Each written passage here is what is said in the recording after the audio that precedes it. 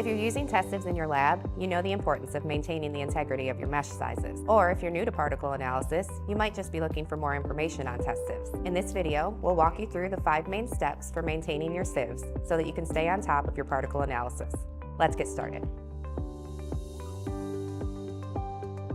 Hi, I'm Candace, and I'm the product manager for our particle analysis products at W.S Tyler. I've worked with our clients for 15 years in sales and technical support for our rotaps and test sieves. In this video, we'll walk you through the 5 main steps you need to maintain your test sieves for your particle analysis tests.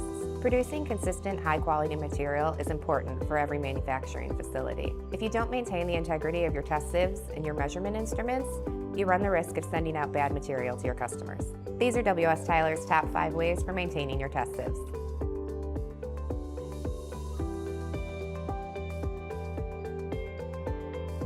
Visual inspections are pretty easy to do. You're going to want to check for cracks in the sieve frame and the skirt, look for holes in the mesh, and any cracks in the epoxy.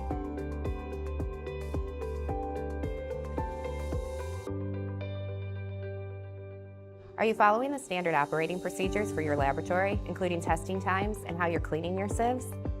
And if there's an industry standard for your material, something in the ASTM or ISO standards, are you following those steps to make sure that you're performing to that industry standard?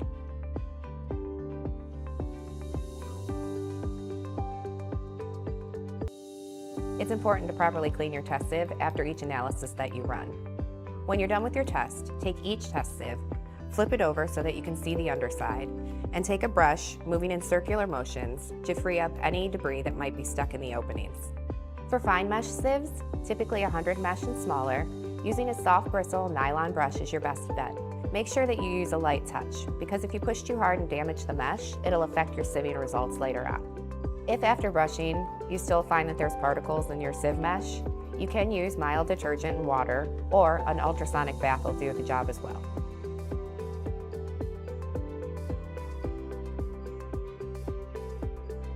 Make sure you store your test sieves in a way that ensures that the mesh won't get damaged. You can use the original box that they were shipped in, or there are sieve racks where you can space them out according to their mesh size.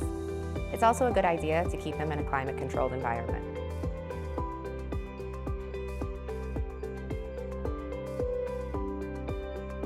Outside of these steps that you can do in your lab, W.S Tyler offers a recertification program. You can send your working test sieves into our lab, where we will visually inspect the sieves for damage, and we'll use a traceable certification machine to give you statistical information on the opening sizes for your sieves. This will ensure that your measurement tools are still meeting your operating standards.